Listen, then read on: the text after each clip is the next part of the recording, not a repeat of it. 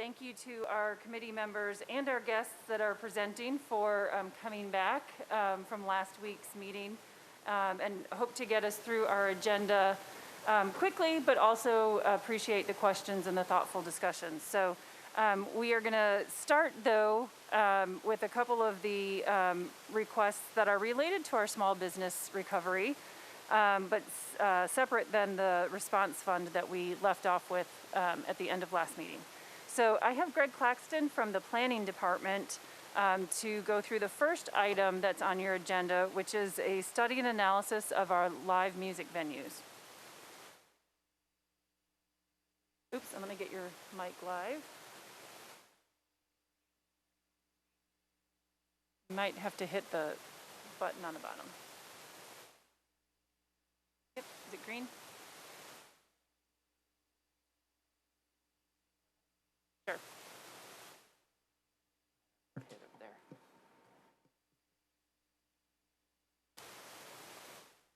Let's see. All right, let's try next to me. You want to come up here?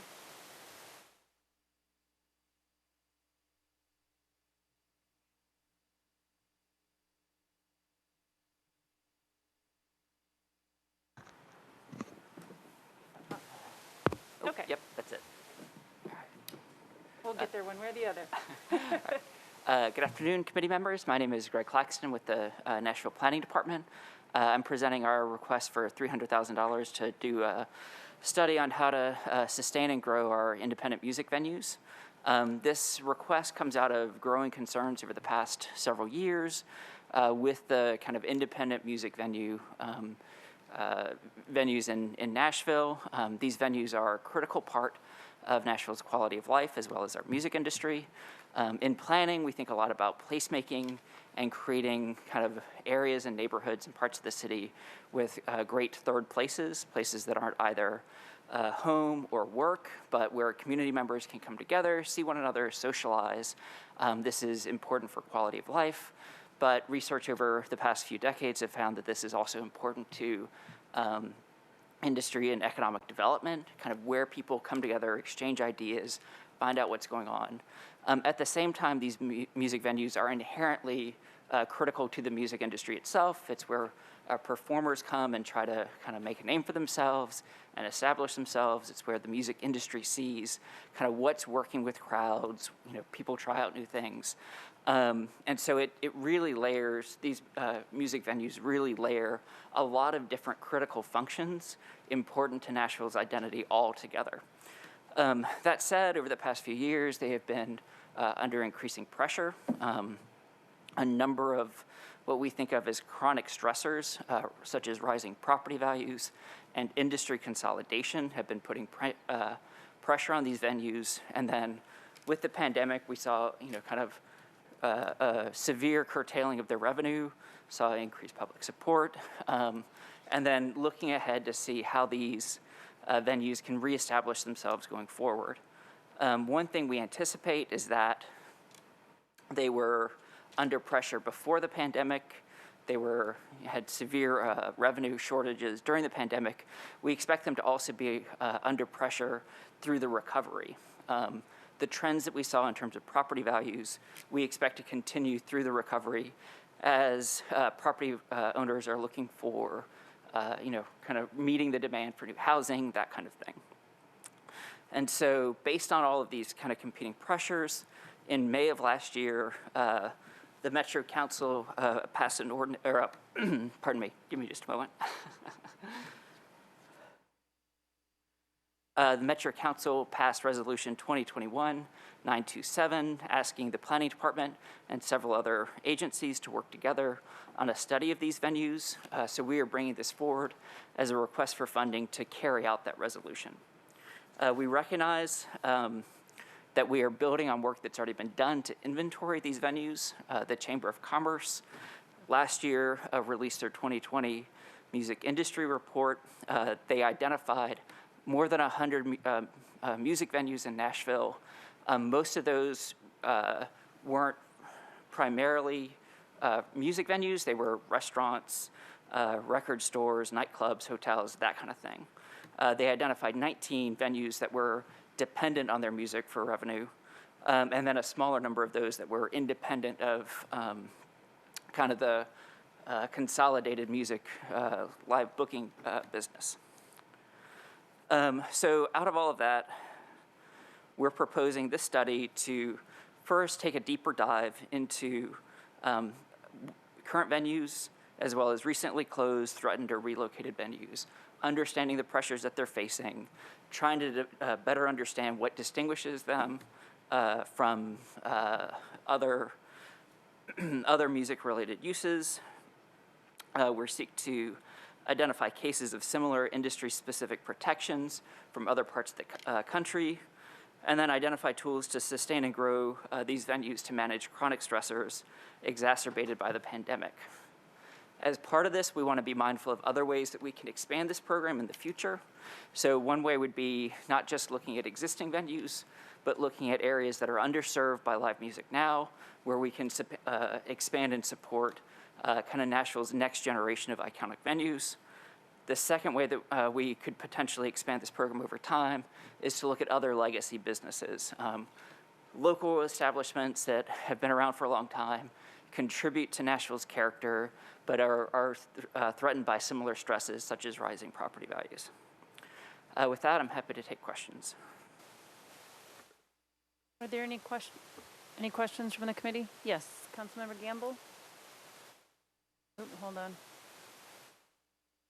Okay. Thank you, Mr. Claxton, for the summary here. Just a question about the, at the top, 105 live music venues in Davidson County. Does that include the other types of venues that don't solely rely on live music, or that where live music is not their primary source of income? Yes, that's all the venues that the Chamber, as of a year ago, found that hosted any kind of music. Okay, and so that does include nightclubs, restaurants, it looks like. That's right. Okay, I believe the number of independent music venues is something around 10. Okay. So it's a very small number at this point. Thank you.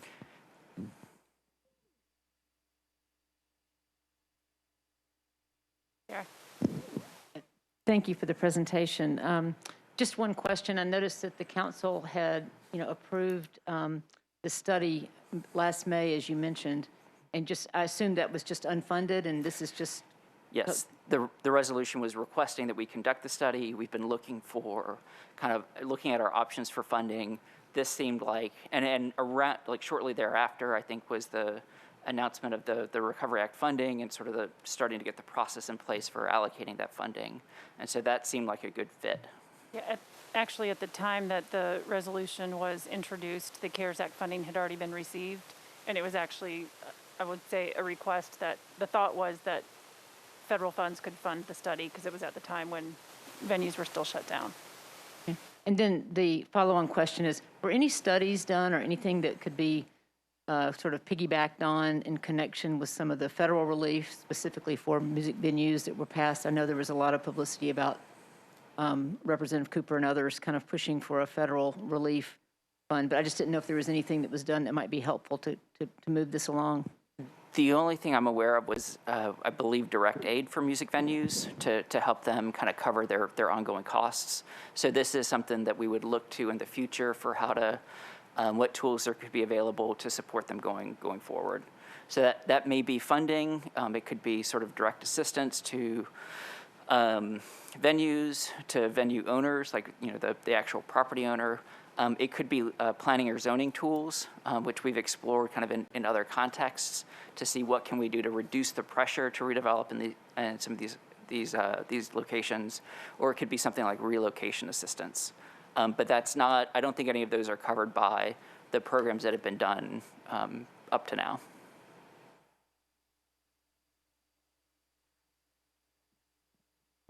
Jose? So it seems to me that this is more a study around, as you alluded to, like inventorying what's around, doing some sort of assessment of current status. I mean, we probably don't have to do a very deep dive study to understand the challenges that they're facing and what they expect in a post-recovery sort of moment.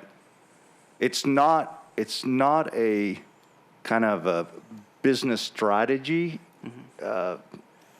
study. It's not I guess my question is, the results of the study is not going to be. It's not consultants are going to say these are the business strategies that you should pursue to stay alive or to improve your stance. Is it? And that's one question. Let me just, the other piece is, I'm interested in hearing a little more about, it appears to me, it would seem to me that this is a type of endeavor that other partners have to be very involved in. And when I say other partners, I mean the CVB or the chamber. You alluded to the study of the chamber. Maybe there's even an association or a trades group that brings them together. I'm curious to hear how intentional those efforts of partnership are. Are they involved? They're part of this study, et cetera. You can talk about those two things. Sure. So on the first part, I don't know that we would develop business strategies for the venues. What I see the study as producing for us is a menu of options from a public policy perspective of how, what is kind of the role of sort of zoning and redevelopment as it threatens these businesses. How would you go about targeting these businesses for support, given that they may or may not be like their property owners? They're by and large, they lease their space. How would you differentiate these uses from other things? In particular, thinking about sort of the independent music venues versus kind of the ongoing consolidation of the touring industry, where you've got a small number of very large international firms that handle a lot of booking. Like, how do you differentiate those? So I see it as sort of how do you target so that the venues that are most at threat are the ones that you're able to support through whether that's financial support, targeted zoning tools, or something else. Developing that menu of options for the council to consider which of these seem workable. Certainly, we would definitely see kind of partnerships with other metro agencies, as well as kind of the private sector and the nonprofit sector. So we developed the scope for this in consultation with the council, the Convention and Visitors Bureau, Metro Arts, as well as the Historical Commission. So we're trying to think in terms of all of the different pieces who may have a part of this.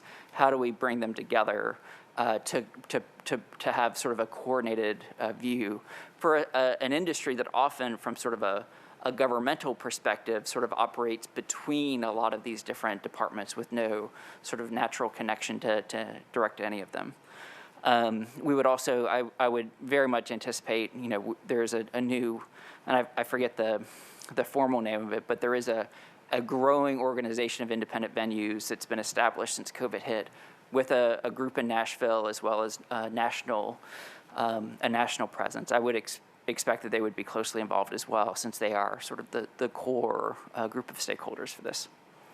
This committee actually heard from one in their leadership was Chris Cobb with the Music Venue Alliance. Yeah, Yep. MVEM, thank you. Councilmember Johnston. So I'm a little bit concerned that one of the solutions that would possibly come out of this was the first thing that you listed was zoning, knowing that, as you said, most of these venues lease their property, and you start to get into property rights when you are changing the land use for a property owner that should have the right, whether it's the right thing to do, but it is their property. So I'm a little bit worried that is something that would come out of that, knowing that there's going to be a lot of challenges to actually do that. And I'm wondering if this is the right source of funds, not because I don't think that it's an issue, and it's an important issue, and it goes. I mean, I advocated for the support last go round. It's part of the heart and soul of Nashville, certainly Music City. I just am wondering where this fits into the community's input from where they think that these funds should go. Should this be something that would be more appropriate to be studied with funding directly from the convention center and the Chamber of Commerce and different private organizations. I feel like even though we had this, and I know this is going to disappoint some people, but I know we had this resolution, and I want to do the study. I think it would be good information to have, and we're not talking about, a ton of money, but at the same time, every dollar counts. Sure. And so I'm just wondering, have we looked at other ways to pool maybe some private funds that are in this space in order to get this done, and then look at solutions after that based off of what your findings are in the study? So I can speak to the first part directly, kind of your questions about sort of the role of zoning in this. The second part, I was kind of involved in sort of developing the scope. I wasn't involved in sort of looking at what the array of funding sources could be. In terms of zoning, I think one potential thing that often comes up in this context is thinking in terms of preservation and sort of historical character, and thinking about sort of what the tools are there, keeping these venues kind of in their kind of the locations that they're currently in, and how do you preserve that? I think there's some limitations to that perspective. There may be times where that's kind of the appropriate strategy, where that meshes with kind of the property owner's interest. But you've got kind of the issue of what is it that you're preserving? And if you've got a historical preservation, that may keep the building intact, that may keep certain features of kind of how the use is hosted there. It doesn't necessarily guarantee this particular use, a music venue, and it probably wouldn't guarantee the independence of the music venue. So I think that's an important element to have on the table and to think about how that connects, but it is probably sort of not, sort of the one solution that we would come up with. On the other hand, we've got a few areas in town that we've been working with, thinking about how do you keep unique uses in an area that's redeveloping. And so we've had studies recently from the Music Row Vision Plan and the Wedgwood, Houston, and Chestnut Hill study, where we developed kind of recommendations for how to, from a market perspective, how do we think in terms of a redeveloping area that we want to retain a particular use in, whether that's music-related uses from Music Row or what we called artisan manufacturing or small-scale industrial operations in Wedgwood, Houston, and Chestnut Hill. And we started trying to identify, as a bonus, if you incorporate space for these kind of uses and you're restricted to being able to only do that use, recognizing that is often a very low rent use, can we bonus up so that you get additional entitlements to support and pay off that? So that could be one perspective we bring as well. Now that's also got challenges in terms of what the use is, what the independence is. It's a very blunt instrument. Again, I don't see that as a silver bullet. But I think that you can look at sort of zoning tools as both preservation-oriented as well as incorporating these uses into new development and having both of those at your disposal.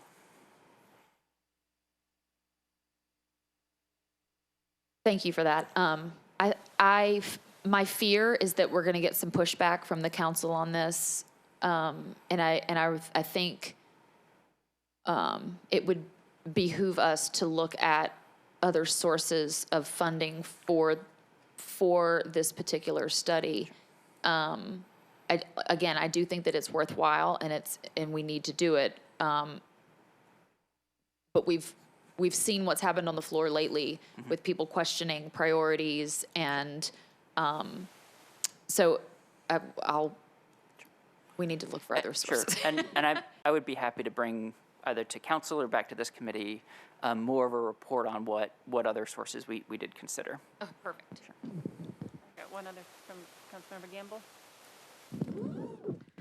Thank you. Just a comment and then a question. So I'm not so concerned about using funding to support this request, since this request or the need for this came out of the resolution that was passed by the Metro Council, and we're asking the Planning Department and the Historical Commission particularly to lead this effort. So I'm not so concerned about making a recommendation to fund this, but what I would like to know is there a place where we can see the list of venues that have been pulled together or accumulated? And also, I want to make sure that that we're not waiting on this study, or that the study doesn't have any bearing on any allocations that we may make for music venue support, recovery report with this second round of ARP funding. I don't know, that may be for Mary Jo. The first question about where we can see the list is for you, Mr. Claxton, and then I think the second question will probably go to Mary Jo. Thanks. Sure, I'd be happy to share. The chamber actually put, in addition to posting their overall report, which is a couple hundred pages, they also put up an interactive map of all of the venues that they identified, including MVAN members. I'd be happy to share that with the committee so that y'all can kind of directly access that map. And then were you asking if we want to wait till second round? I want to know if this study, if we're relying on this study for data for making any financial allocations or allocations from the ARP to support music venues like we did with the CARES funding. Not Okay, at we're this not point. okay, No, good. Nothing's been requested or brought at this point. But again, remember, it's a longer road with these funds. Right, so we but may this get a isn't request, it, but but but this study wouldn't have any bearing on us making a recommendation on that request, is what I'm trying to get at. No, I think they'd be totally independent. Okay. I mean, I think the idea was, because of the pandemic and because of other things that were happening, Councilmember Syracuse really wanted to see this study happen. Right. And at the time that he was making the request and working on it, it was during shutdown, it was during the pandemic, it was before the shuttered venue operators grants were available, and he was just concerned that we would lose more of our music venues during this pandemic. Sure. So the request was made, it was deemed eligible for the funding, and so then that Right, was I just kinda think step actually one. the resolution came after we made the $2 million allocation for music venues, at least that's in the resolution. So, I understand that, and I agree and support this request to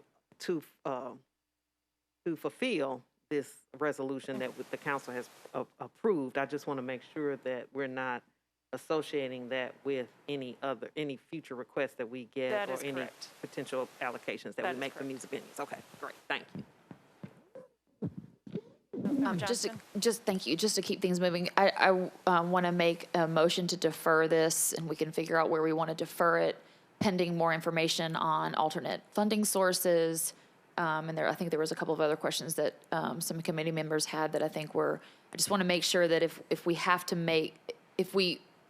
make this recommendation, that we have exhausted all other options with funding. And I think a really good option would be a combination of several different organizations kind of pooling their money, since I think that there's a lot of people that are affected by, I mean, obviously the Convention Center and the Chamber of Commerce and all of that. I think that may be a more appropriate source of funds, but so I just want to know before we do this. So I would defer to, how long do you think, like the meeting in March or the meeting in April? I would think we could have something, we would at least be able to gauge timeliness by March, by your next meeting. So defer to the meeting in March, please. All right, there's a motion. There's a second? Thank you. I have a second. Are there any other questions or comments? Okay, we are voting to defer the funding recommendation to our March committee meeting. All in favor? Opposed? Abstention? Okay, so I've got 1, 2, 3, 4. I've got 5, 6 in favor and 1 against. Any abstentions? All right, so I have 6 voting in favor, 1 against, 0 abstentions. Making sure I've got my head count right. All right, All right, thank you.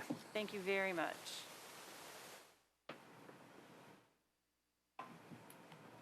All right, next up, we have Laura Womack, who is the Executive Director of the Nashville Fairgrounds.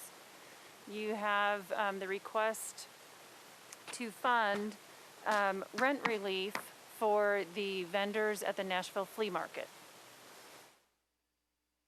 While Laura's walking up here, this is just a little background.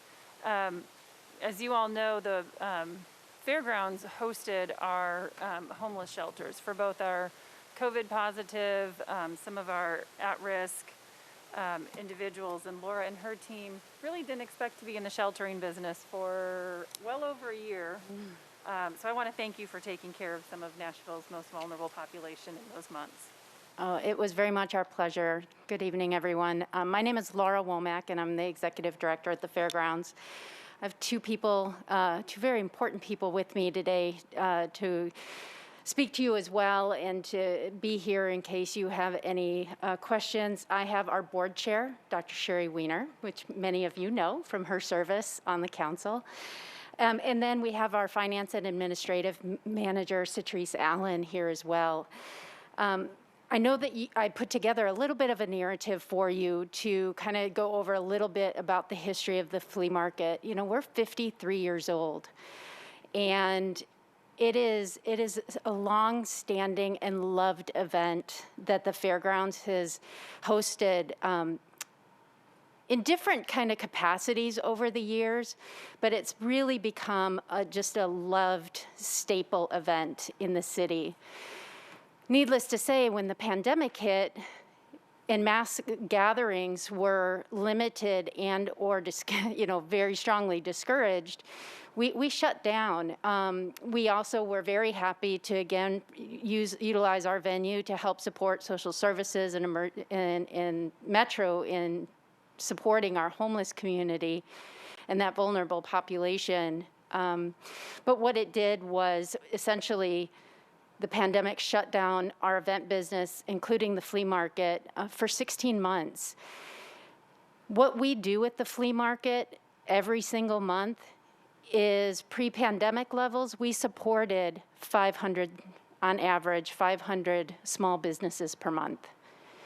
These people some make their whole lives. Their family income is based on what they do in a flea market circuit, and that's their job. And they go from one flea market to another and travel around the region.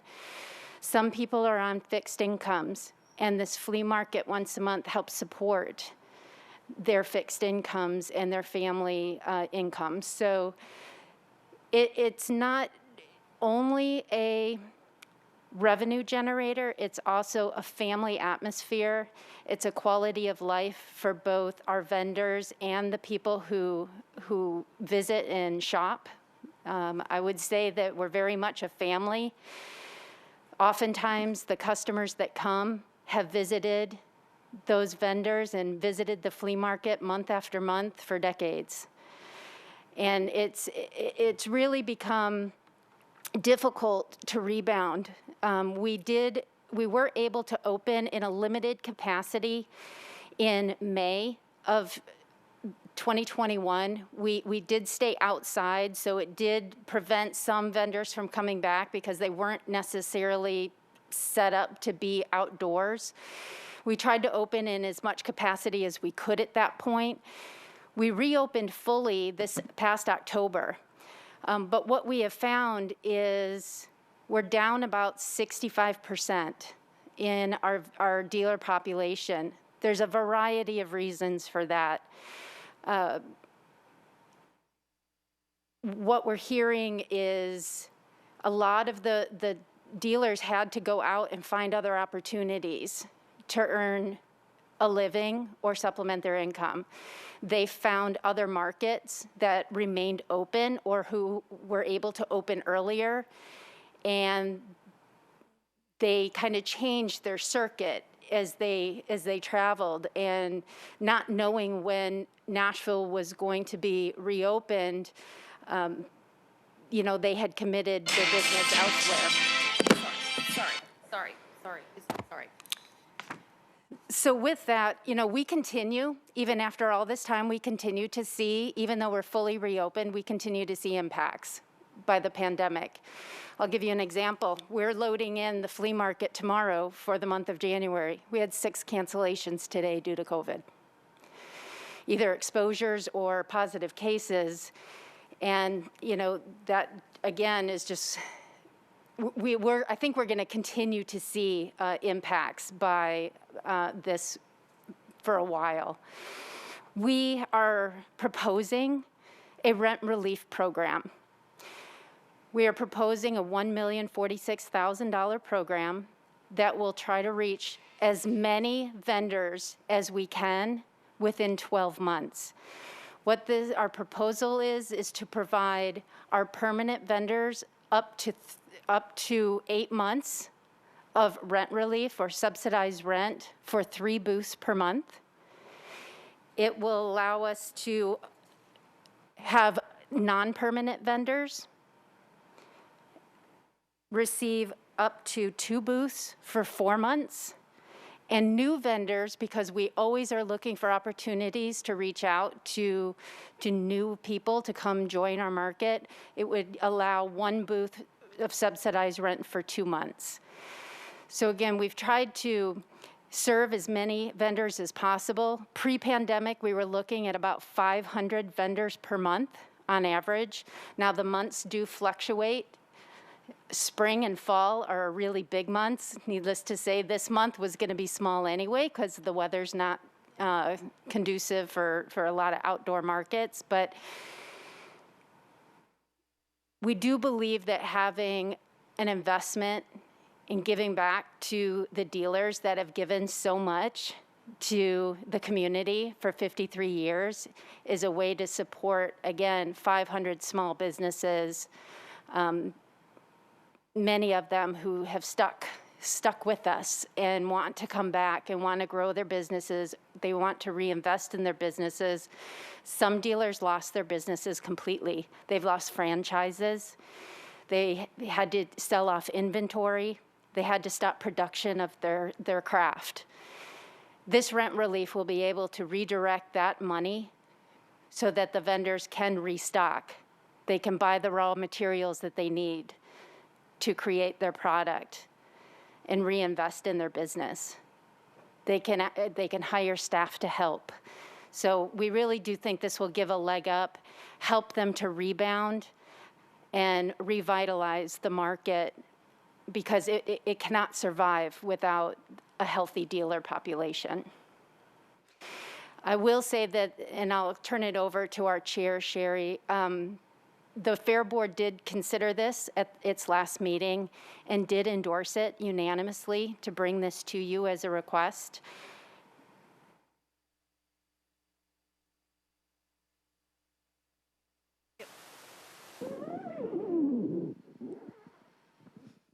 Hey there, how are y'all tonight?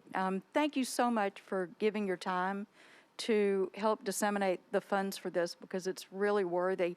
And speaking of the worthiness of this funding, I can't think of a group that's more deserving and more appropriate for this use of the rent relief.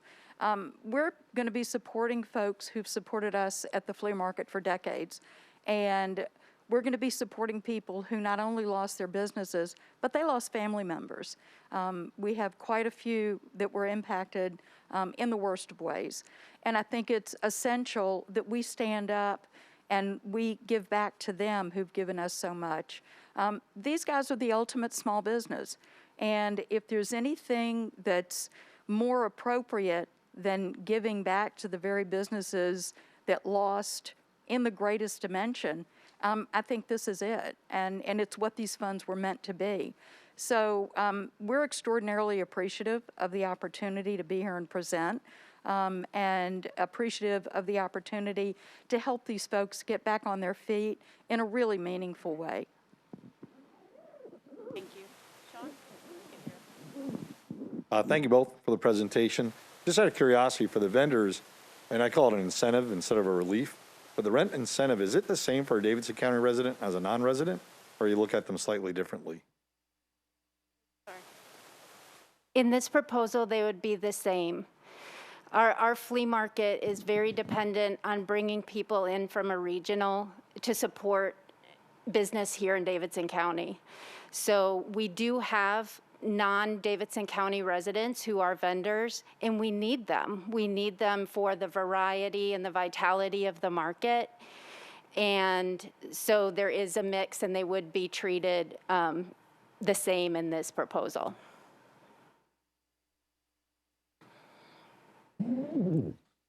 So I want to clarify that the $1,046,000 does not go into the hands of the vendors themselves. It's rent relief, so it actually goes to the fairgrounds. My question is, so when you say helping people to be able to purchase things to get back on their feet, I don't know that it's going to be that effective because you need cash for that. And so if you don't have the cash to buy the things to create your craft, not having rent doesn't really matter. What is the difference between a permanent dealer and a non-permanent dealer? Do you sign leases or agreements for certain periods of time? So a permanent dealer is an earned status within the flea market. So more pre-pandemic than what we see today in the last few months. Pre-pandemic, these were people who consistently rented from us 8 out of 12 months a year. So they were recurring, reliable vendors. That afforded them some priority with booking and earning their permanent spot of where their booth layout, what position they were in the building. So it did afford them some privileges, I guess, because of their consistency in booking. And so that is one reason why this program is modeled after that 8-month. And if we can give them, some rent relief up to 8 months of 3 booths, we thought that was a good kind of time frame based on the value of the program. And so if some of these dealers have, it's been a while, 16 months or however many months, the dealers that are still in business that have moved on, they've found another circuit, they've found another place or whatever, and they don't come back, I'm just wondering where the $1 million goes, because it's not an allocation to them, it's an allocation to the fairgrounds. So I want it to impact the vendors themselves. I have a feeling it's going to impact the fairgrounds, which I'm not against the fairgrounds. I just want to be clear that that's who's benefiting. It's rent that would have been paid to you. And there was pushback when we did something similar with CARES Act for the farmers market, and Councilman Sledge had a point. And then when you think about who are you impacting, this is supposed to be impacting Davidson County vendors or folks, and really it's impacting the fairgrounds. So I'm a little bit concerned there's going to be pushback on this as well, because people are much more heightened, they're aware of what we're doing now, much more they're paying attention. And I'm just wondering if this is going to have the impact that we're saying that we want it to have on the actual vendors. I just don't know that that's really going to have that type of impact. And is there a way to craft it where it would have an impact, and that if it's not utilized because these vendors that have been around for a really long time who have found somewhere else to go, that money comes back to the council? And then how long do we have? Because at some point I would think that you'd be able to say, well, we were able to, give rent relief to however long for however many people, because, we've given so much time. At some point that would happen.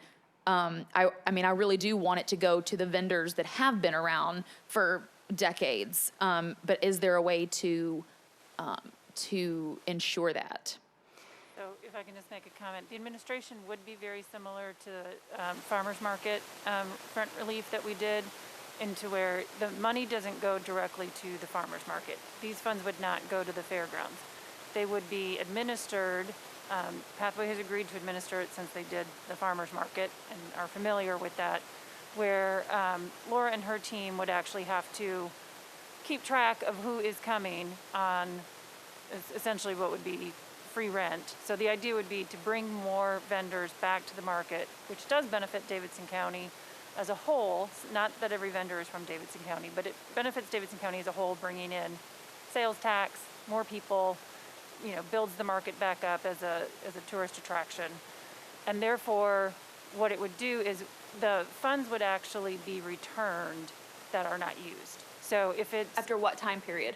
if it's a year long, so if it's 12 months, because we want folks to be able to get their 8 months out of 12. So it's a 1-year program. Everything that's used in that year gets paid as rent on a month. We talked about on a monthly basis. Fairgrounds would get the rent, but that anything unused comes back, just as farmers market. And we had a similar result. Just for context, we allocated $600,000 to farmers market, and they used $263. So those funds went back into the CARES Act pot to be reallocated. And is there a way to incentivize, so say someone says, okay, great, I'm gonna get, subsidized rent for 8 months or 4 months or whatever, and then that subsidized rent goes away and so do they, which that's not, I think we want it to have a lasting impact, obviously. We wanna help them get on their feet and then so they can cruise and have the flea market come back as great or as close to as great as it was, as possible. I don't want to see them take advantage and then here, we come right back down. And so what have we really done for Davidson County in the long term? I can only liken it, now I was not here in Nashville at the time, but I believe it's a similar situation to what the flea market faced in 2010 and 2011. You might have recalled that, at that point, the fairgrounds was going to close. Flea market vendorship and revenue declined significantly as a result of it within that time. We had an opportunity to rebound. Once all that had stabilized, we faced a similar situation and where that vendor number was severely depressed. And so we did incentive programs back then. We were cutting booth rent fees and did a lot of work to try to get additional vendors. And we did rebound. We rebounded amazingly. And that held steady until the pandemic hit. So in that example, when it was, granted the cause was a little bit different and it wasn't as long, we did rebound and we were able to sustain it. Go ahead.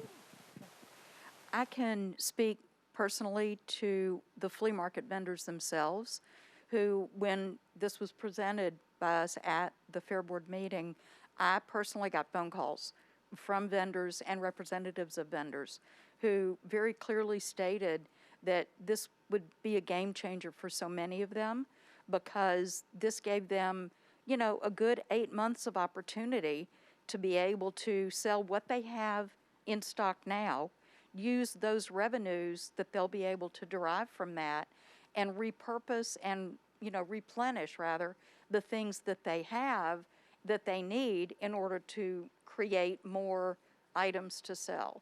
And so it's a good cycle to create to help these folks get back on their feet. And I think that you can see from the longevity of the vendors that we have had at the flea market for years and years. I can't see that loyalty waning when they see us giving back to them and helping them come back to do what they literally love doing month after month after month. I've got a couple on the line. Thank you, and thank you for the presentation, and thank you, Ms. Weiner, for that extra information, because hearing from the vendors themselves is helpful. That my question was going to be based on those lines, or is based on those lines. As far as, first off, the farmers, not farmers market, flea market, or I should say the fairgrounds, do you all have any plans, or have you all discussed any plans for pivoting your business, pivoting the flea market model, or changing it for the new normal? Because I mean, at this point, we don't know if we'll go back to pre-COVID with any industry, let alone one that requires people coming. So just wanted to get some insight on how you think the future of the fairgrounds as it relates to the flea market. And then also with our allocation for the farmers market, we connected it with technical support for the vendors to get help with marketing and maybe pivoting to online sales and things to help supplement while attendance at the farmers market was down because of the pandemic. Do you see any of this funding, or could any of this funding be used for that as well?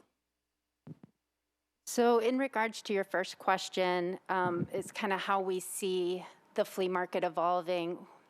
When it was clear after our initial closure in March of 2020 that it was going to be some time before we reopened, we did pivot, and we pivoted in a virtual way. We designed a website, and we started a virtual flea market, at least to give a platform or a landing space so that our vendors could at least link their businesses to one landing page, and so their customers at least could find them. I mean, if you go to the same vendor like I do once a month to get your dog biscuits, that need and that desire didn't wane during the pandemic and the closure, so we were able then to directly connect the customer with that vendor and at least give them a phone number, a Facebook page, a Twitter account, whatever their business setup was, to try to keep some revenue going to them, to keep that interest and keep that connection between the customer and the dealer. So we did pivot at that point. We still have that online. I don't think we'll take that down, because it is a very good mechanism for someone, if they can't get out, like we're still seeing exposures and such that keep people away, but then they're still able to reach out and connect on a personal level. Second question about using part of this request for technical support or support for the vendors to increase their online sales or increase their marketing and awareness for their program. So at the beginning, I think we were looking at all opportunities like that, even considering, what we can do personally at the fairgrounds and the flea market to help market that business. Customer traffic has not declined at the same rate that our dealer participation has. The desire of the customers to visit is still strong.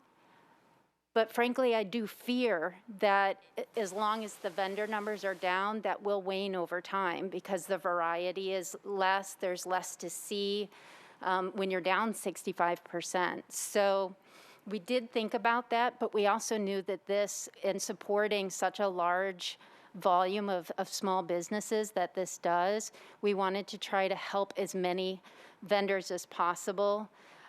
We do provide support we switched over to a new vendor management system that has a lot more interactive ability, so that customers can go and look online, see who's going to be there, where they're going to be located. So we're just getting into, after a few months, that system and really making that work.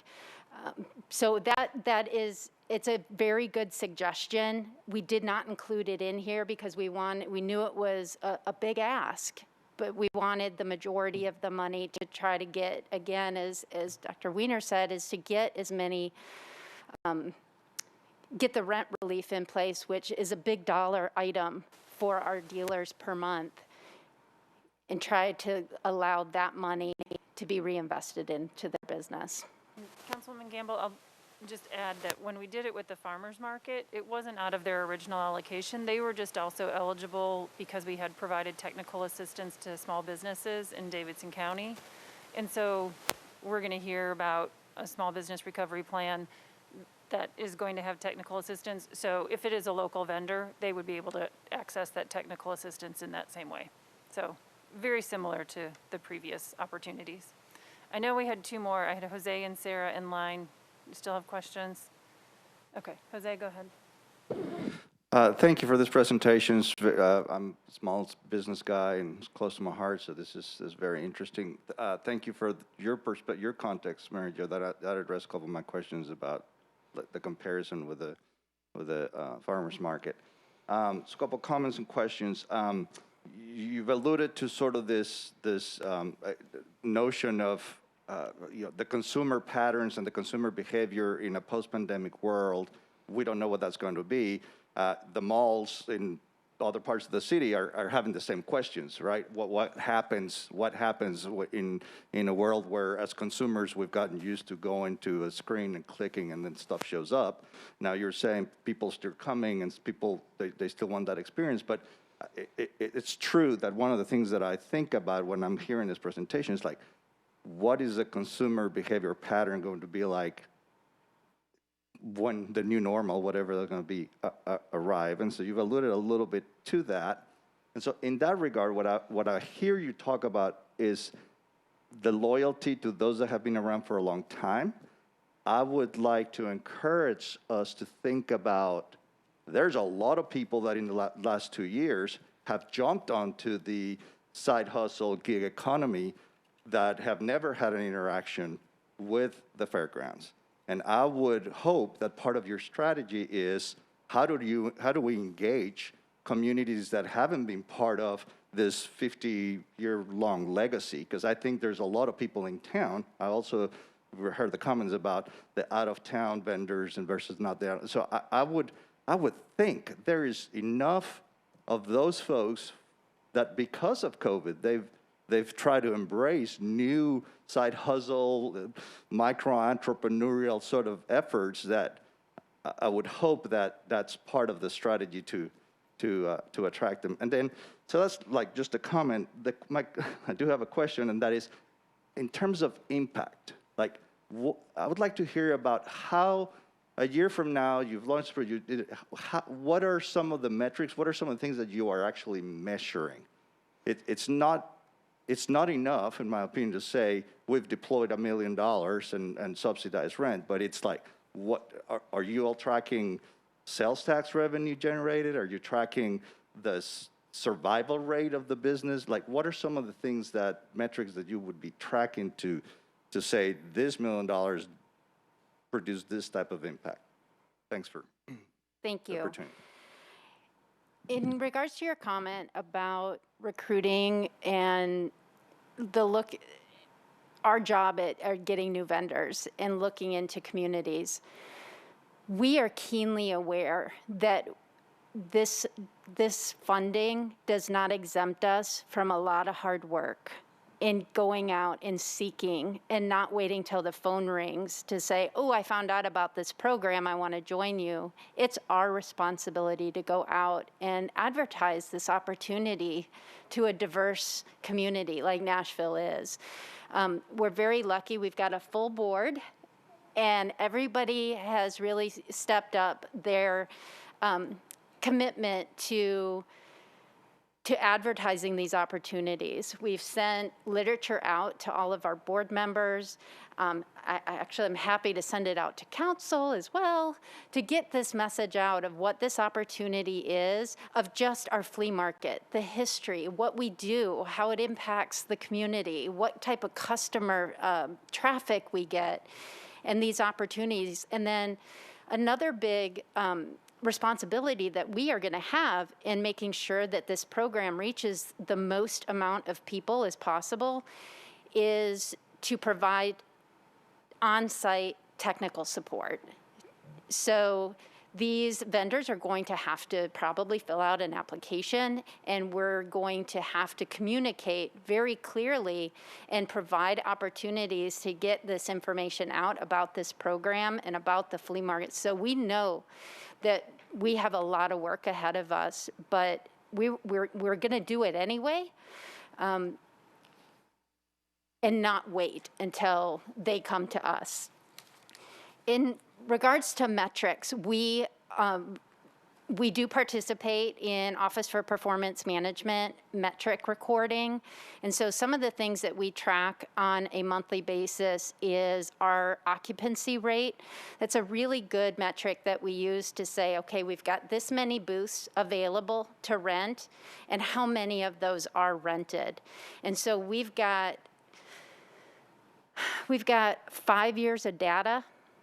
Granted, with the closure in there, we've got to have our gap, but we've got really good data from 2016 on about what that occupancy is, and so we can identify trends. We know what months have a tendency to be our largest months, when we should do advertising pushes, when we need to recruit more for slow months, hot months and cold months that we're in today.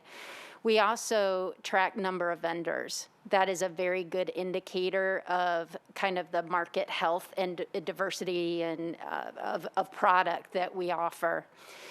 Along with that, I also track the spend.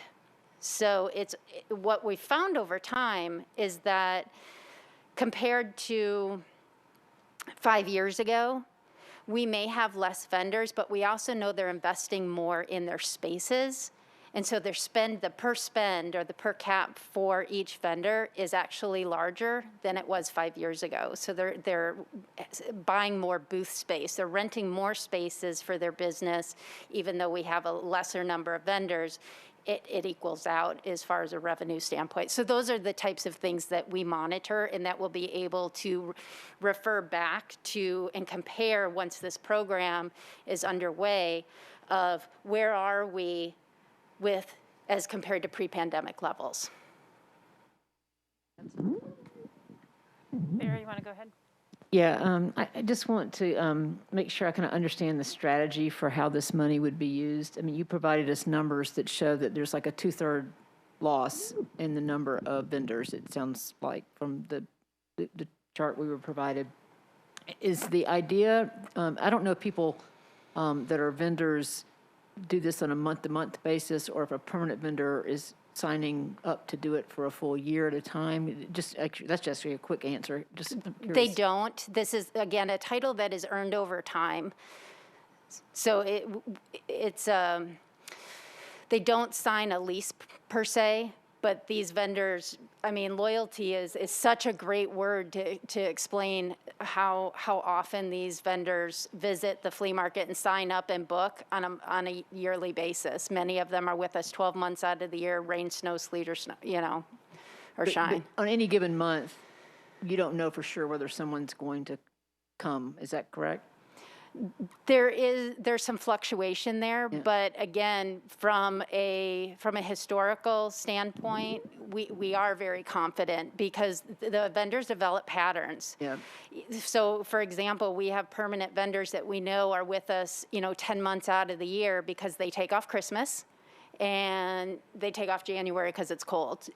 We know these vendors, our staff knows these vendors, they know their patterns, and so we look to that as being a good indicator of use because that's what they were. And those are the people, again, that we want to reach out to incentivize them to come back and maybe invest even in more space, potentially, for the ones that continue to be with us and who have returned. And I appreciate that, because that was going to lead to my next question, which is our goal to go to these permanent vendors, the ones that are sort of part of the 1/3 that have kind of stuck with us, and to give them an incentive, or is the goal to go to some that have sort of disappeared or become maybe a little bit less regular as a result of all the circumstances of the last couple of years, and try to incentivize them to come back? Or is it to go out and get vendors that have maybe never had a relationship with us to try to come and give us a try? How do you see the allocation of this money to those different groups? It's all three of those. So what we did is we looked at historical numbers. About 80% of our vendor load are permanent vendors.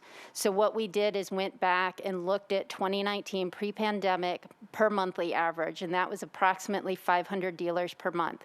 Granted, that fluctuates, based on the month. And we took the average of 500, and with the 80%, calculated that about 400 of those would be permanent dealers. 100 would be non-permanent dealers, or maybe people who have less than 8 months, so they may rent from us 3, 4, 6 times in a year. And also new vendors. So we want to do all three of those things. We did have to take some liberties with historical data to project what that breakout looks like as far as this program goes. Do I hope that we get more than 30 new dealers?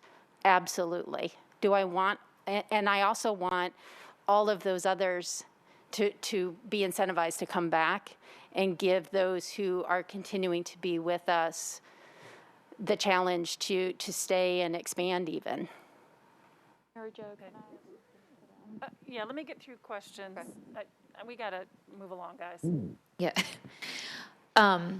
What is your, I did a little bit of math on the 2019 averages, and it looks like you said you have 500 dealers, and that averages out to 2.75 booths for each vendor, and the average now is 2.3 booths. What is your capacity? For booth space? Yeah, based off of, let's say, 2.5 booths per vendor, because that's the average between 2019 and now. What is your capacity? How many dealers can you accommodate at that? How many booths do you have, basically? So if we're fully, if we're fully booked, we have about 1,500 booths currently. But that's a caveat, because that can grow. We have flexible outdoor space, and right now we're kind of limited because of construction, but as soon as the stadium and the infrastructure is done, we will have a lot more opportunity to expand that. So I will say 1,500 now, knowing that that's not a finite number. Do you foresee an issue between permanent dealers and non-permanent? Because it's quite a difference in the subsidy. It's double to be a permanent dealer. And since there's really no definitive, it's just like, well, we just sort of know that these are the people, I'm just wondering, I would be worried about that. If someone came up to me and said, no, I'm totally a permanent dealer, because they would obviously want double the amount of money or incentive. So is there a way to define that better so that it's more clear, so that we know exactly who it is that we're supporting? And then to Jose's point, from a reporting perspective, because I want to know what is the true impact of the $1 million. So I would like to know, where so right now we're at 182 roughly is your average, it looks like, or from November, based on October, November, December is 182 dealers. I would like to know in each month how many vendors, and I know that this is a terrible to start because it's the winter time and all that, but to see how that's growing so that we can see what the impact is. Is there, can you report that back? Would that be helpful to see? Yeah, how many people are taking advantage of this, and how are we growing these numbers? I don't want to remain stagnant. I mean, I want to help the people that are there, obviously. But the whole point is to get back to where we were, or maybe even better. Wouldn't that be great? I just think we need a little bit more of the metrics to be able to say, yeah, we allocated $1 million, and this is what this did. This was the impact. Would be helpful. I think that's very fair, and it's something that we're going to want to track as well. The board, I have no doubt, is going to want that same data that you're looking for, and we want to see those numbers because we believe that this is going to be a catalyst to get those people back, and I think we're going to be proud of those numbers in 6 to 9 months. Yeah. Okay. In the interest of moving on, I mean, my questions are answered, and I think given, assuming that we have reporting that we can measure the impact, and I think we're on the same page with that, and we can Alex is great at being able to draft that stuff up. I would move to approve. All right, I have a motion to approve the funding for the fairgrounds for flea market vendor rent relief. Do I have a second? I hear a second. Are there any other questions or comments? All in favor? Aye. Anybody opposed? I saw all hands. So that gives us 7 in favor, 0 against, and we have $1,046,000 available for funding, and that will be reported on a month-to-month basis. So we'll work on the resolution, and may I ask for you to sponsor? Councilmember Johnston. Okay, so we will have Councilmember Johnson sponsor, so you'll see that tomorrow for filing on Friday. Thank you. Oh, wow, really? Yeah, Oh, that's right. we're going to hit the February. Yeah. Just a 10-second comment. I think this is where you're headed. I mean, you're aware of this, but I would really encourage y'all to think about in your strategies of bringing new vendors to look to the refugee and immigrant community who are in your backyard and who have a paradigm of working and buying and being part of places like this in the home countries where they're from. So I know that there's interest but just a focused effort in trying to reach out to those communities I think would be very fruitful to everybody. Absolutely. Mary Jo, can I add Yeah, absolutely. something? Can y'all hear me without this? No, you have to use the microphone. Hello, what? You have to use it. It is on? Hello, you can hear me now? Great. So I think it's important to understand that the Fair Board is looking at things like the criterion that determines who's a permanent vendor versus a non-permanent vendor, because that's going to keep us out of the weeds. And so I think you can see those things, and we're happy to share those things back with you insofar as things that we're putting in place in order to make that happen. As far as the accountability, our vendors are not shy. And I think that it would be a pretty easy ask of them to complete a brief survey, maybe after 3 months, after 6 months, to give us some feedback of how much has their business grown? Are they back on their feet? You know, do they feel good about the program? We can come up with a survey that's pretty easy, I think, to manage and report those results as well. In my day job, I'm a medical practice consultant, so the accountability piece and the metrics and the tracking is something that is just hand in hand with giving anybody money, whether it's for an item or whether it's for, a hand up. So absolutely, and thank you for that. Yeah, I'm done. Okay, Thank all. you so much, everyone. All right, and we're going to come back to our Small Business Recovery Fund. If nobody is opposed, I am going to go ahead and read the changes. Come on up, Courtney. Let the ladies go back first. A true gentleman. Courtney, if you're not opposed, I'm going to go ahead and read through the changes. Go for it. I am going to count on the fact that you all did your homework and read. We've had great conversations about this. I do not want to stifle any. I just want to make sure that we keep moving and keep on track. So last week when we met, you had a preliminary version, and I think what we have done is tried to address as many of the questions that you had at the time. We have also, I think, merged together a request from Councilmember Toombs, which was to make sure that we were specifically carving out some funds for the North Nashville and Bordeaux businesses that we want to make sure participate in this round of funding. And so the changes that you see, we have taken a total $10 million program to a total of 20. And the primary changes there are that we added $5 million specifically for North Nashville and Bordeaux. We added another $3 million for Metro-wide, just to increase the program overall. And the additional $2 million is to provide technical support, outreach, and other wraparound services to these businesses to connect them to this program. So the one thing we don't have ironed out in detail for you today are those nonprofit contracts.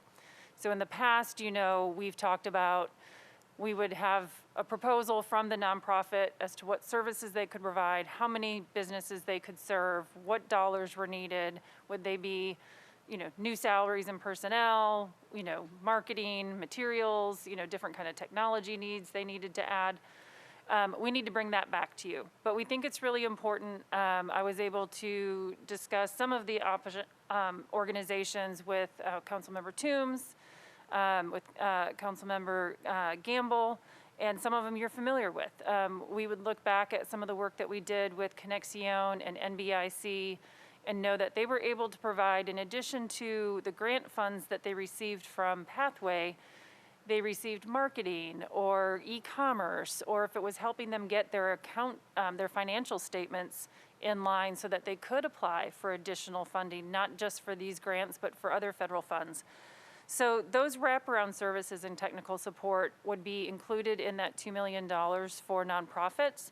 But at this point, we couldn't move on that $2 million until we brought back the specific organizations to you all for approval, because that's the way it goes through council. So what this is doing, and then I'll just quickly, so on the 18 million that is actually funding, it is split $9 million between grants, $9 million to a capital loan program that is referred to as the Nashville Opportunity Fund, a program with Pathway Lending. And then you can see in the orange box the specific carve-outs for grants. Still in 3 buckets. We've added North Nashville, Bordeaux. We still want one for the distressed areas of Metro. Keep in mind those distressed areas are as defined on the criteria on the last page. And then for Metro-wide. When it comes to the Nashville Opportunity Fund, there is a carve-out for North Nashville, but then everything else is included. And I will stop at that point. I just tried to get through all the stats, the details. Courtney, what did I miss? No, I think you covered it all. So I know I've talked to a number of you for the past 3 or 4 months about this program since November. And speaking to a lot of the businesses over the past few months since I've been here, they're looking for help. All businesses throughout Nashville. So some means of recovery, especially small businesses that are considered to have less than 50 employees and make less than $1 million, that comes out to about 20,000 firms in Nashville.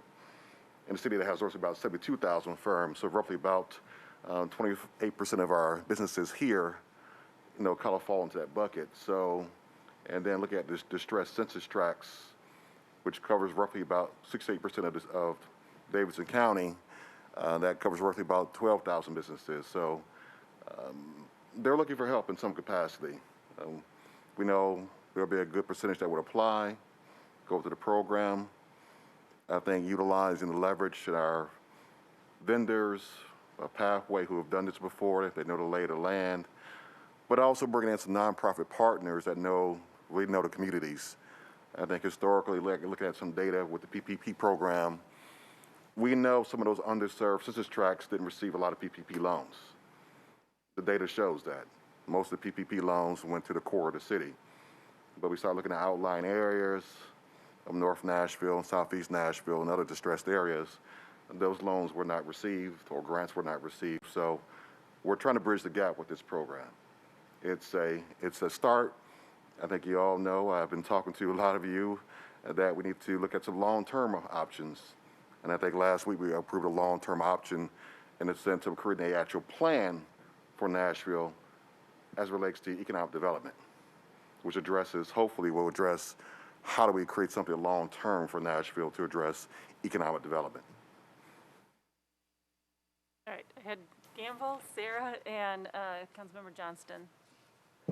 Thank you so much, Mr. Polk, for coming back with an updated, revised proposal that speaks to some of the questions and requests that we had at the last meeting last week. I think this amount is much more appropriate to do the work and to reach those businesses that, for whatever reason, did not receive support with the last round of CARES funding. I like the breakdown of grants and loans, particularly to help businesses scale. I appreciate the $2 million for outreach and marketing, which I think is a vital piece to making this work. That was a piece that we had with the last go-round, the last CARES funding. However, the idea to expand that to grassroots and business and community organizations in these distressed areas, I think is vital to making sure that we, like I said, reach the businesses that did not get support the first go-round. My only request and suggestion, I see that the fund would be administered by Pathway Lending. I think Pathway Lending is a great partner. They worked miracles in distributing and allocating the CARES funding. I think we should use them for this program, but I also like to consider using a financial institution in the North Nashville, Bordeaux area to administer the funds that are specific to that area. I'll go on and recommend someone, the Metro Teachers Credit Union on Jefferson Street, which I think has the capacity and interest to partner with Metro in this. So I'd just like to add that we look at bringing in another financial institution to help with the distribution of funds in regards to the North Nashville, Bordeaux area. I think that will, just like the last funding helped Pathway build capacity and leverage funding, I think we need to offer the same opportunity to a financial institution in the North Nashville, Bordeaux area. Thanks. So I'll speak to that. I know Clint is the president of Pathway. He's the largest community development financial institution, CDFI, in Tennessee, correct? He's actually reached out, or in the process of reaching out, to Metropolitan Teachers Credit Union and also Citizens Bank. So we're on that pathway, no pun intended. Clint, I've turned your mic on. I don't want to put you on the spot because I don't know that you've had a chance to talk to either one of those organizations. I have calls and emails into both, and I'm working to find. I know the guys at Citizens really well. I'm still working on Metropolitan Nashville Credit Union, the right person there, but I will get that done this week, and you know that we're supportive of bringing more people into this without question. Well, both are great institutions. I appreciate that. So Yeah. as long as it's one of them. Thank you. I don't, and I'm going to look at Alex, and I don't know exactly how to commit that in a resolution today, tomorrow, by Friday noon, without those two organizations' input. I don't know that we have to name it, but if we could at least say in the sentence where the fund would be administered by Pathway Lending and partially by a financial partner in the North Nashville, Could we say- Bordeaux area. Okay, and in partnership Yes. with, and again, I'm putting you on the spot a little bit in real time, Clint, but does that work for, I mean, can we make that work if we say in partnership? Is that something that we can then collectively decide exactly what that looks like? Sure, I think it can work. The only thing I would caution is on the grant side, there's a lot that goes into getting all that data into the system that it's built, but we're going to have to reprogram it in certain areas for this because it generates all the tax documents, it generates all the validation documents, it generates all of the self-certifications and attestations. They're all in that, for us, they're all in one system. And so whether one of those two institutions wants to invest in that technology, I think that may be a challenge, but they could easily refer those people and get them into the system. I see no problem with that. On the lending side, they both have tremendous capacity on the lending side. I don't see a problem with that either. Okay, so it sounds like there is structure within the program that would allow partnership to happen. Okay. All right, I'm going to go back to the original queue, which is Ms. Finley, Councilmember Johnston, and Jose. And I got to get your mic. Thank you, Director. I think this plan has really solved a lot of the questions that we had last week, and I appreciate the effort made since then. Just a couple of questions. You know, I agree that with your comments earlier about the goal here is to try to find the businesses that really lost out from the earlier rounds of funding that impacted some in the community, but not all.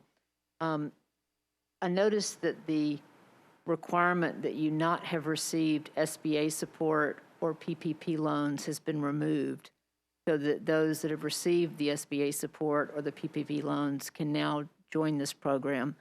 And I don't know exactly what the expected volume is, but I guess I just wanted to get the thinking behind that as to whether or not we are possibly allowing folks that have really been able to tap into other resources to take money that could otherwise be available for some that never got resources.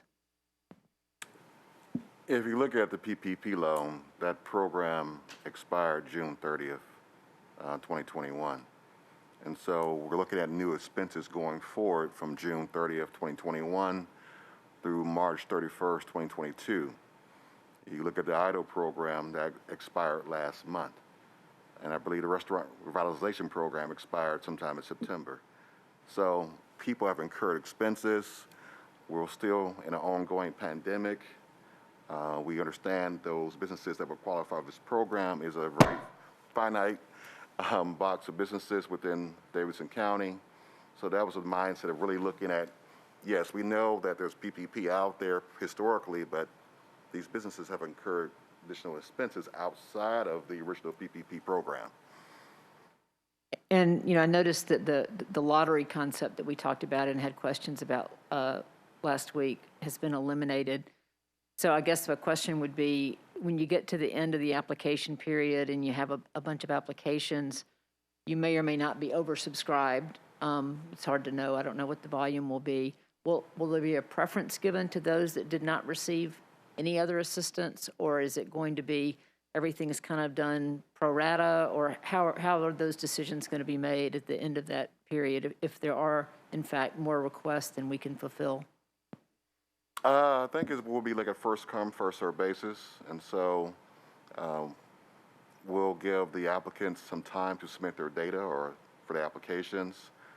It's our hope that those individuals will have all their documents ready to go to apply for the program, and they can qualify for the program. If not, we would then look at the other applications in the queue. But of course, you know, there's been set-asides within the program for distressed areas. There's been set-asides for North Nashville, and there's been set-asides for all of Davidson County metro-wide. So there are some parameters to make sure we really are touching those areas and businesses that have not really benefited from either the CARES program we've had before, or a federal program, and or a state program. So this is really trying to capture some of the market that has not really been tapped. Clint, if you could, I'm going to ask you to do one thing, but I'm going to interject a couple things for you, Sarah. While some businesses, kind of that average might have been around $10,000 in PPP, as we heard from Pathway last week, there were some that got $750.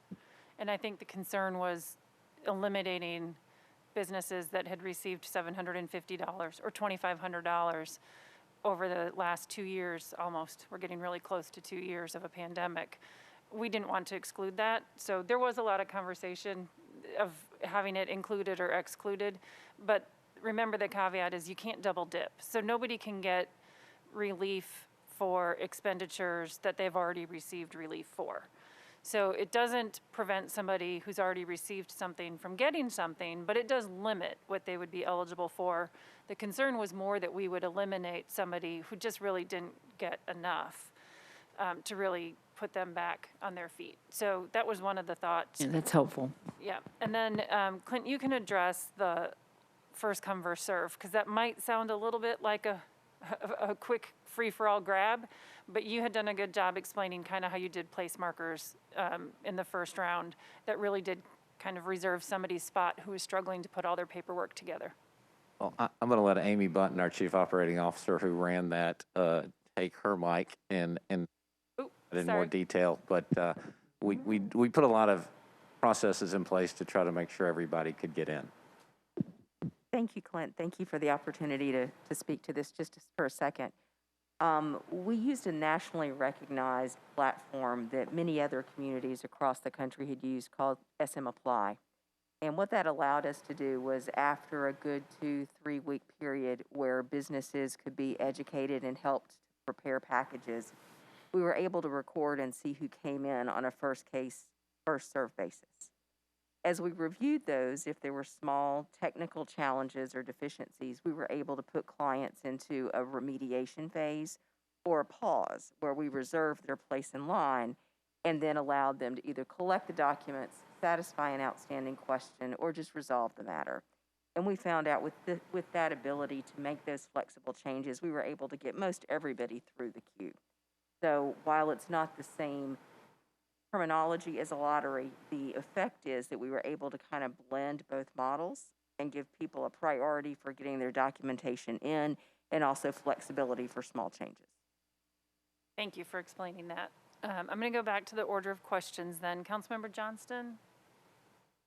Hold on. I got to turn off a few. Thank you. I think that this Nashville Small Business Recovery Fund, in the same way we did with the CARES Act funds, is probably some of the most impactful dollars that we will allocate. Just a couple of questions. So we're basing the award on their gross receipts. Gross receipts as of when? Because I know when we started the CARES Act, it was gross receipts as of 2019 or whenever, right? Because that was their normal operating. Are we still operating on that? Because people's gross receipts have been affected. So I wouldn't want to base their award off of revenues that have been impacted by the pandemic. What's the date of when we're saying our gross receipts or annual gross receipts? From what year? I think we're looking at the last fiscal year, so it's really just a cap. If you're over $1 million, you couldn't qualify for this program. That's what we're looking at as far as basing those businesses that can fall into this bucket or this program. I think it works both ways. Think about it this way. If you had a business that was at $500,000 pre-pandemic and now they fall and now only qualify for, let me get my numbers exactly right here, and they qualify now for a $10,000 grant instead of $35,000, you have the same opportunities for somebody who might have been at $1.5 million pre-pandemic. Now they're down to $750,000. They qualify now and wouldn't. So I get what you're asking, but I think there's a benefit to using the current fiscal revenues because it's really what their current status is and probably has been for a couple years. Okay. I sort of get that, but I could argue the other way as well. Also, so the award is capped at 10% of gross receipts, and I think that's obviously through. So if you up to $50,000, the award is up to $5,000. Right. Where are we coming up with that 10%? Because when you think about it, your 10% of gross receipts is not a whole lot, and I want to make sure that that these awards are enough to make a true difference, and not like, well, thanks, but this still doesn't get my head above water. So are we basing the 10% of gross receipts on any type of study that has been done or best practices, or how did we come up with that? Why is it not 15% or 20% of gross receipts? I looked at best practices around the country.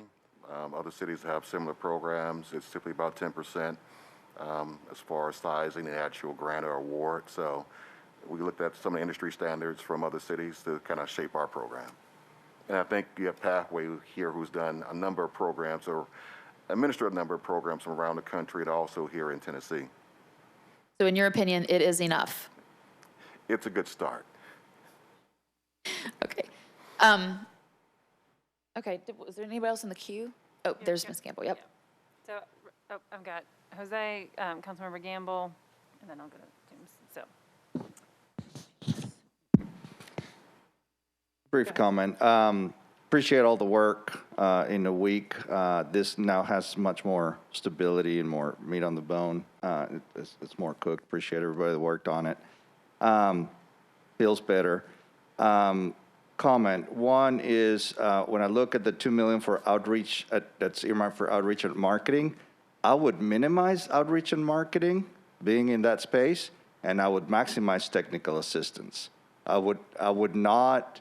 It is important to get the message out there that this exists, and you know, I can create a program to do outreach and marketing that'll cost $2 million. But what, especially those most vulnerable businesses, what they need is the technical assistance so that they can sit in front of them and get approved. And so that's, in my opinion, of those $2 million, the emphasis should be on the TA and not on just like getting the word out. And the spirit, well, I appreciate the spirit of the comment around identifying other providers to deploy the money. It is true that it's very hard. The documentation and the processes to get that in place is not everybody's qualified. Not everybody has the systems to do that. But I appreciate the spirit of engaging those that may be closer to the communities that we're trying to target. And so what I would just like to offer is that there's a goodwill spirit, knowing that we don't have all the details. There's a goodwill spirit that we would hear from Pathway in saying, you know, there's pockets of the communities in which, while we can do the processing, the connection to those businesses may be better carried out, right? That's where the partnerships comes in place. Maybe there's other organizations may be better suited to be the connector, and I would just trust Pathway for them to be the first ones to say, you know, in this particular zip code, and with this particular group, this profile, we ought to strengthen the relations to make sure that we are achieving what we want, right? Which is, again, I made this comment last week. The last go around, sitting on the other side of the table, my perspective was like this committee was really intentionally having this same conversations that we're having and trying to say, we've got to connect with these communities. There's a feeling clearly that there was more work to be done. But again, I guess all I'm saying is just let's agree that the spirit of what we're trying to do is really more intentionally connect with this and make sure that the funds are deployed in more fair, just, and equitable ways, and that if Pathway runs into bumps to feeling like not getting to those communities, then that's where the opportunities for partnership exist. There's not a question, just. No, and I do actually appreciate your point, and we'll just, sometimes it's really the small details that can kind of hang us up, and I will make sure that we call it technical assistance, marketing, and outreach. And I think in preliminary conversations, we even talked about the larger contracts around technical assistance. You know, we need some of our grassroots, which will be smaller contracts, you know, to actually be doing the outreach and connecting some of these organizations, some of the businesses with Pathway and some of the other technical assistance providing nonprofits. So, okay, I've got Councilwoman Gamble and Toombs. Let me get your mic. Thank you, and Jose, thank you for that comment, and to speak to that, the intention of bringing in, similar to Conexión America's distributing some of the CARES funding in that community, I think it was successful that you were reaching businesses in that community, so that in that same spirit, looking for an organization that services these African-American businesses, particularly in that community, being a part of distributing the funds as well. So that was the intent behind that. And then I agree with you with the marketing and outreach. However, in this case, marketing and outreach is not billboards and websites. It's more working with those grassroots organizations to help bring their members, whether it's the Bordeaux Business Coalition, the Nashville, North Nashville Business Consortium, using groups and organizations that are doing grassroots for businesses in those areas, partnering with them to get their members who did not receive funding to the table this time. So basically hand-holding. So it's more, well, yeah, it could be, well, and we will still partner with NBIC and other organizations that provide accounting support, legal support, and those kind of technical assistance things as well. But in this case, from hearing from businesses the last go-round that I suggested go to pathway lending and didn't go for whatever reason because I wasn't holding their hand, taking them to pathway lending or helping them get the necessary documentation and things that they needed. So when they got to pathway lending, they had they had that information. So looking at these grassroots organizations to help with that as well. And you all probably did some work like that the last time around with the CARES. So I wanted to also make a motion, and I know Councilmember Toombs wants to speak, but I also want to make a I'll come motion back for to you. approval. And I'm going to go ahead. If you don't mind, Councilwoman Toombs, I'm going to go with, I got to see where you're, Parker. You're not, how are you? I'm doing well. Thank you for recognizing me. I think this is a great idea. For the record, though, I think my law firm represents Pathway Lending, so I should recuse. Thank you for that. Are there any other questions or comments from committee members? I'm going to go to Councilwoman Toombs. This is actually a question from Councilwoman Hurd, and I believe she's asked it before. In regard to the cap being the gross annual revenues, not more than 1 million, her concern was whether or not it could be that net profits don't exceed 1 million. And she gives an example, and I won't name the business, but of a business that had $1 million in gross revenue, but they had 1.5 million in expenses. So they were actually in the hole. And so that was her concern. That business would be excluded even though they hadn't really made any money. Well, not a profit. Wouldn't be excluded. They'd still fall under the $1 million. Well, they had, if they're, let's say their gross revenues was $1,001,001, but they had, which would put them over the cap, but then they had a 1.5 million in expenses. So they're actually negative. So that'd be the loss. Yeah. So I think it goes back to technical assistance. I think, providing the mentorship, providing the education, working with institute like Pathway or Connexion to really help that business kind of reverse some of those, operating expenses that may be over their typical budget. This is a start. The Nashville Small Business Recovery Fund is a start. I think we really have to look at our small business ecosystem. So as we move forward and look pretty new plans and programs in the future and natural strategy for small businesses and bringing all the entities that make up our ecosystem into the tent, that's where we've got to focus on. I think what we have before you now is really to address these businesses that have been struggling through the pandemic for 2 years and how we help kind of provide some assistance to them.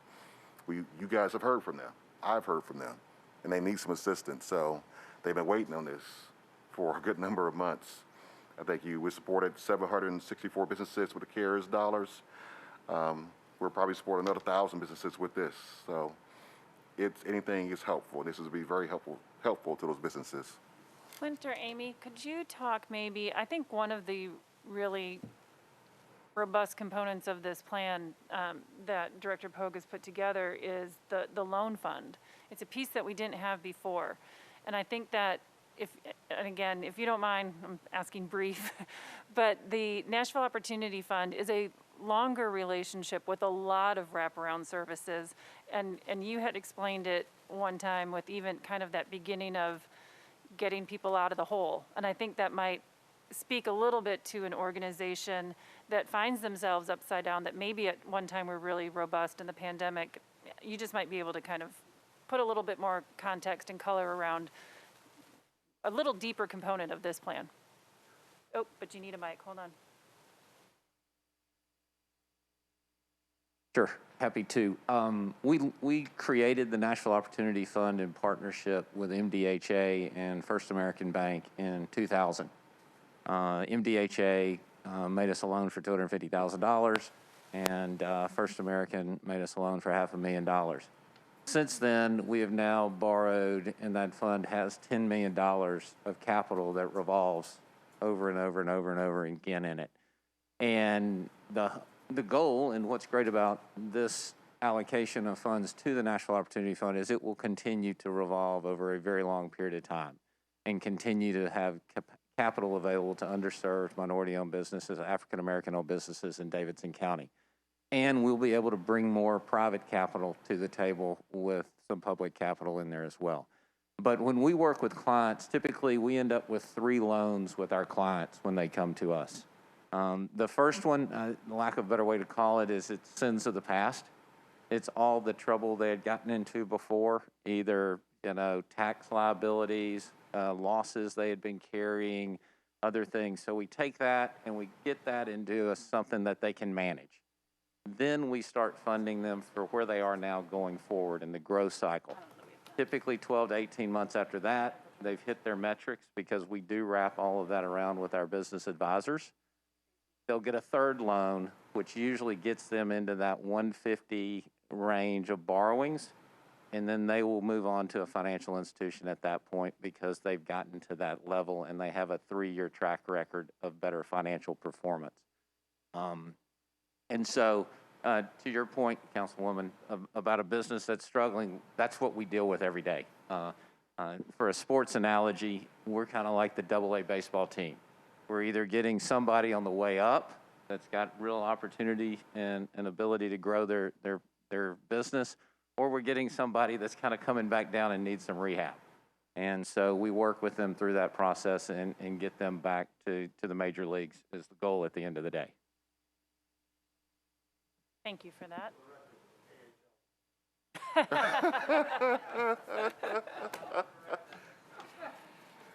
All right, I'm going to go ahead and turn Councilmember Gamble's mic back on. Thank you very much. I'd like to make a motion to approve the Nashville Small Business Recovery Fund request of $20 million. I hear a second. Are there any other questions, comments, discussion?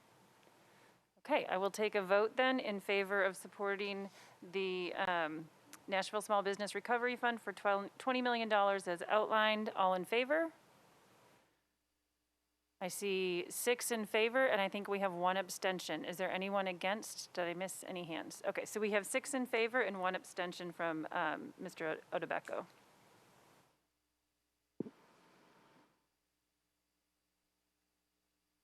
All right, Director Pogue, thank you for all that work and input.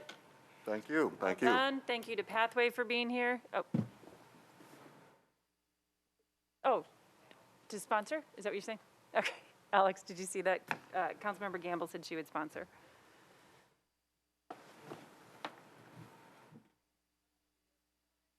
Absolutely.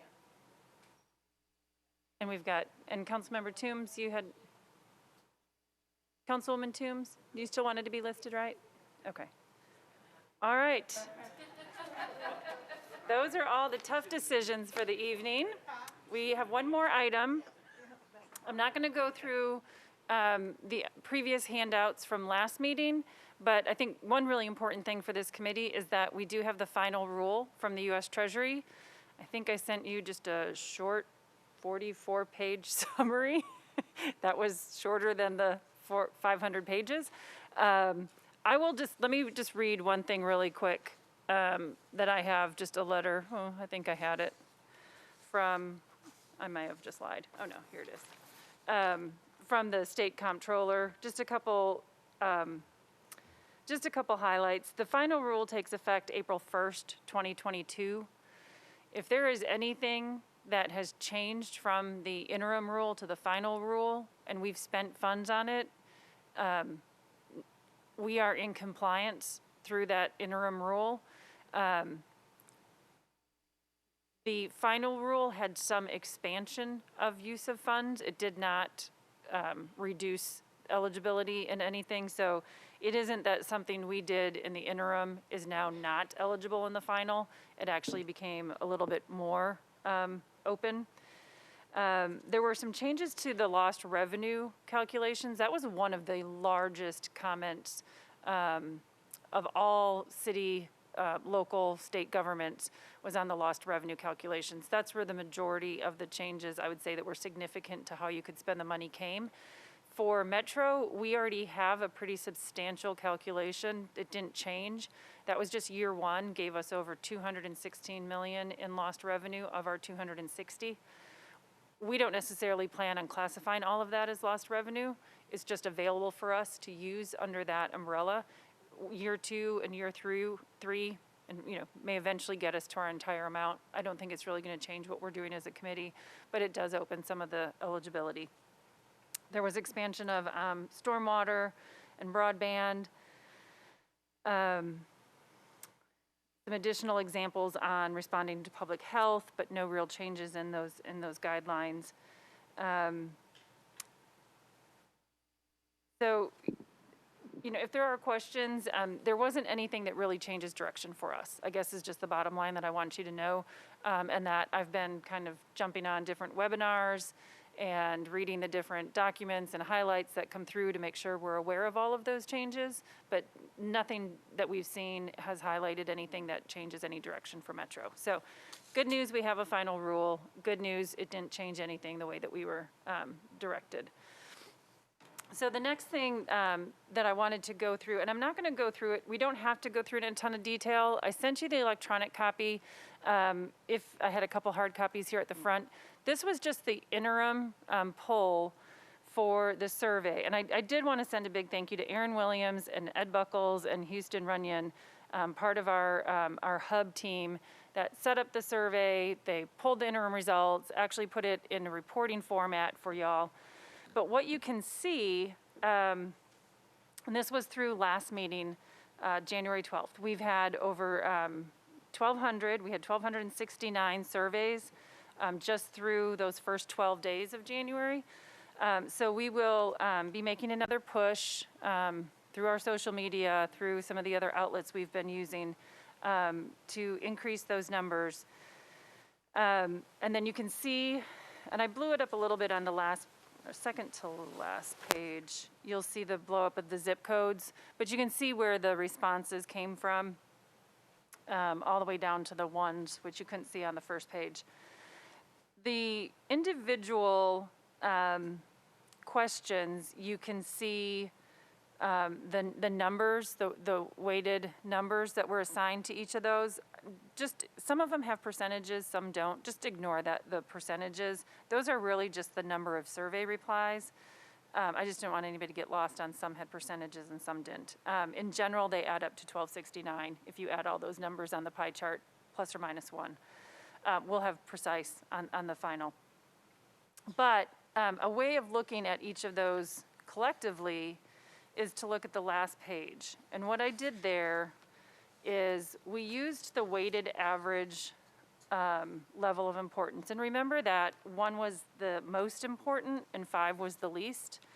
So then I put those in order.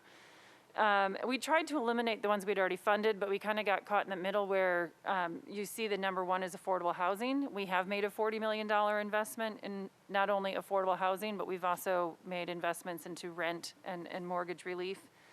And then you can see all the way down the various order of the requests or of the community input. So we will have a final survey for you at our February meeting.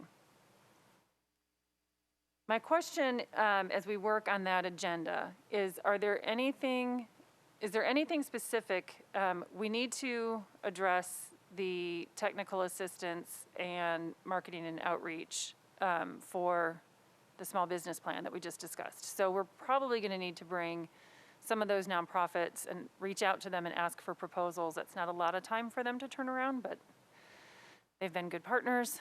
We've got some new folks that I think are hungry to partner. I think we can get those.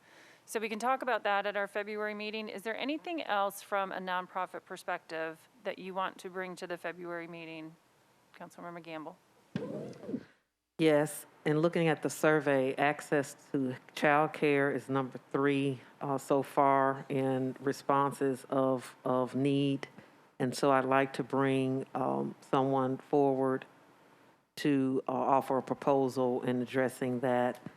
The Women's Caucus of the Metro Council has met and heard from Erica Ward with the Raphael Institute on this subject, and they have a presentation, and so I'm sure they'll be interested in submitting, and anyone else that is working in this space.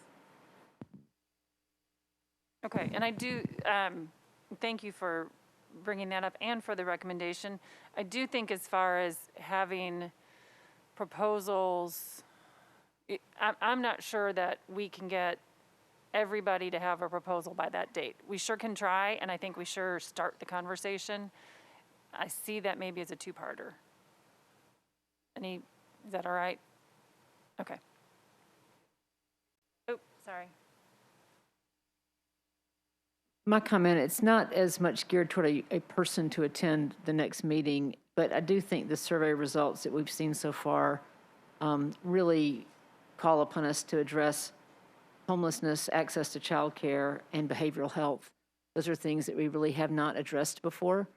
And I also want to go back to comments that I know I've made and others have made in the past, which is in some of these areas, it would be nice to see an investment that has an enduring impact and not just a temporary support impact, because I do think we have funding coming that could be a needle mover for some of these areas that are really underserved.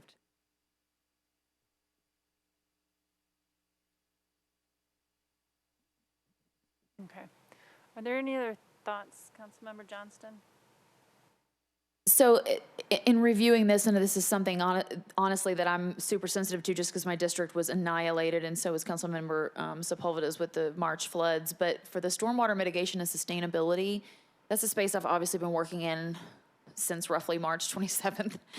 And the Tennessee Environmental Council, as well as there's a lot of different organizations, so Harpeth Conservancy and Cumberland River Compact, we meet actually every other week, and they have come up with some sustainability and stormwater mitigation things for 7 Mile Creek. My thought was to start with 7 Mile and then see what works, what doesn't, or at least let's study it and see what their proposal is, and then move on to the other larger creeks throughout. So I think it'd be nice to have them come, and I can reach out. I know they have a proposal ready.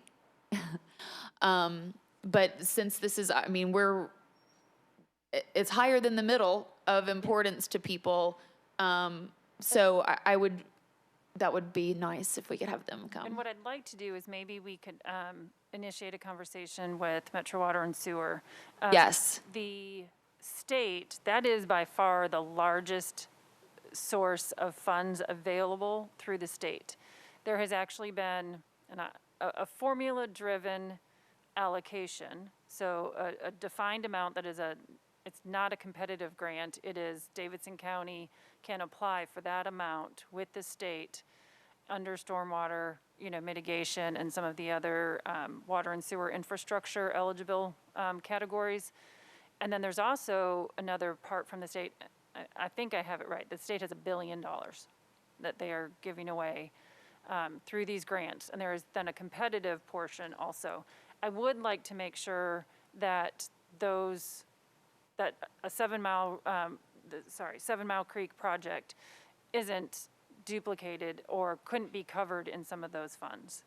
Yeah, I'm always, let's look at alternative source of funding for sure before this is a last resort, but it is an approved use, and so if having them come just to start the conversation may be helpful, just for people to understand what it is and how important it is, because if you haven't been in it and seen it, it's hard to fathom, and it's an interesting, it's a lot of science. So if we can extend that, and then of course being able to connect them. So let's have a meeting with Metro Water and Sewer to make sure that that's not incorporated, and if Water and Sewer can say that's never going to be incorporated, then we know that we need to find a source. Yeah, perfect. And then there's also an organization called Flood Ready Tennessee, or Flood Ready TN, that I'm on that board, and that's more of a statewide coordinated effort. And there's a lot like elected officials and city managers and things like that from across the state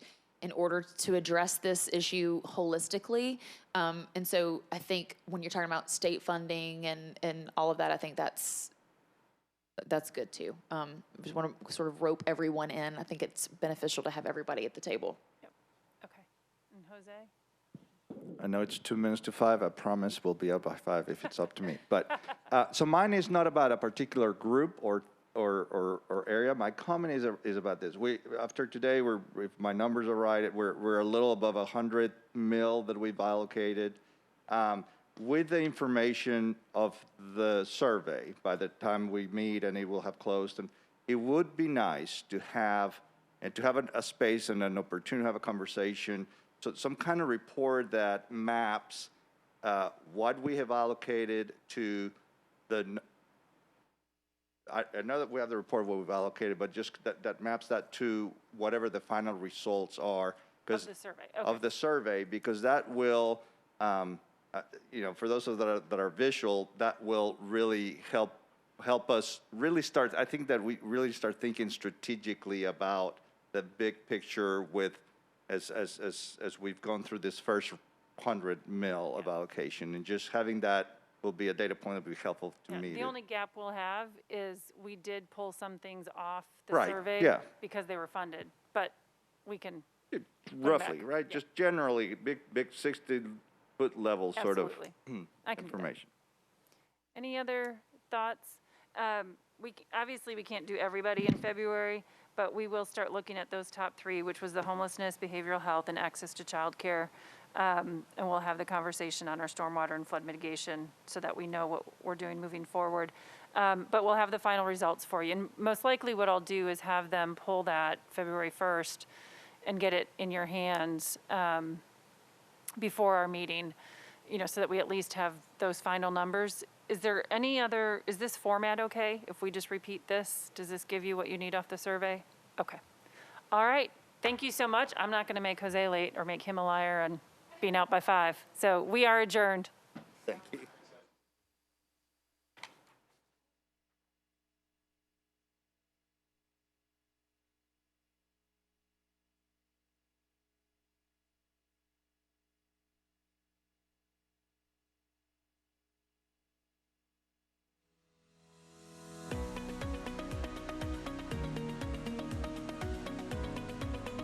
This has been a service of the Metro Nashville Network. If you would like to see this presentation again, or for more information on this and other programs, visit nashville.gov.